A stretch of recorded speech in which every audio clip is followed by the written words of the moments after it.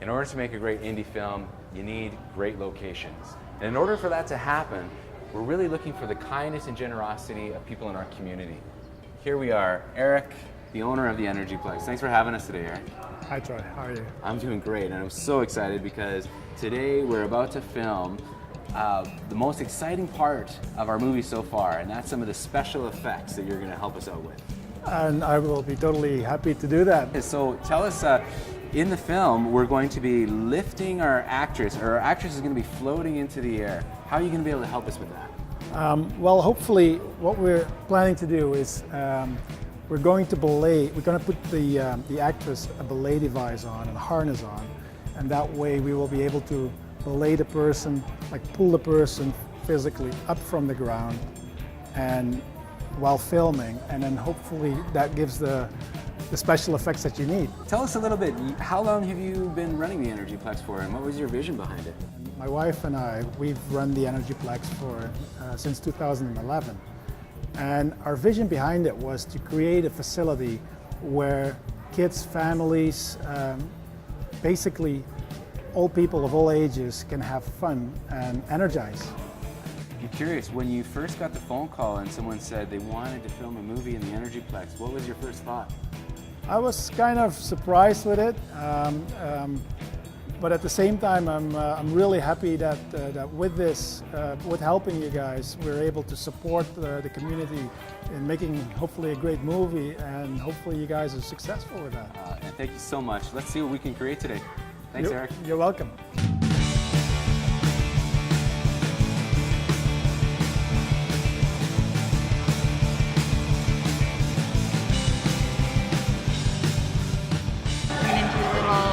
Pan action. I'm a little afraid of heights, so they said I am only going to be elevated about 5-6 feet, so I think I can handle that. It'll be awesome to see it come together because this is such a special scene. Like for her ethereal body to kind of like float up and out of herself is just like, it's amazing. I think it's going to add a lot to the film. I think we're looking good. I think we've done all we can to set these things up, and what a great group of people we had. We have a studio set up in 2 hours, so that's pretty exciting. This is when the fun happens. This is when the fun happens. Yay! How high are you? Probably going about 10-15 feet. Being able to twist the actress around to give her the rotation. So it's going to be very uncomfortable for the next hour and a half. What are you talking about? 2 hours?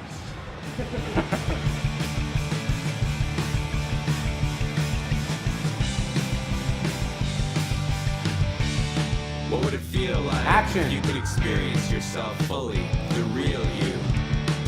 What if what life brings you is so much more than what your mind would limit you to? What if heaven on earth is expanding right here, right now? What if you already knew you were the magnificent idea of creation? Get out of... So like it'll be a little bit, you know, here we can rotate her down a bit, and then the rotation will have to tweak a little bit more when we get, you know, on this point. We could even cut at some point too, right? Like we don't have to have the full turn. It just might make more sense to cut part of it midway. Dylan Yastrzemski opened up the VFX studio here in September, and trying to bring, you know, knowledge and actual lead support of visual effects to indie films and pretty much any film, really. And so this was the first time in Kelowna that the Script to Screen was able to offer this additional incentive for video creators. Yeah. So what was it that made you decide to donate this wonderful gift to us? It's growing up in school, I did started doing film and indie films and everything, and learning about what visual effects was just opens up this huge library of things that you could do. You know, once Mark moved in here and we actually started talking about all the indie films that people do, and they're part of OSIF and just all the stuff that they offer, it's like, okay, I kind of want to get involved with that because, hey, it's fun. I love indie films, and I want everyone to know exactly, like, hey, you know, what you want to dream up, like a map painting, like you want a destructive city. You don't have to find some rundown place somewhere. It's like, we can technically do that for you, and you just shoot it on green screen. And you can film it inside. It's nice and warm. Thanks so much for working with us on this project. It's been really fun working with you. And we actually had Dylan strapped up onto a rock climbing harness, had him above our actor, trying to twist the cable just perfectly so we could get the spin. And I think he did a great job. So not only does he do all these special effects on the computer, but he's a hands-on kind of guy. Yeah, very comfortable climbing harness. Yeah, and again, that's another thing that we offer too, is that not only is it all just post-production afterwards, it's on-set help, where if, you know, anyone that doesn't have experience with visual effects, like, yeah, I know what a green screen is, but, you know, do you know how to light it properly? Do you know how to backlight it? Do you know what, you know, how you should be shooting it? You gotta make sure you remember to take, you know, camera measurements, how high everything is, because that's where things start to break. And we offer all support for production and post-production side of things.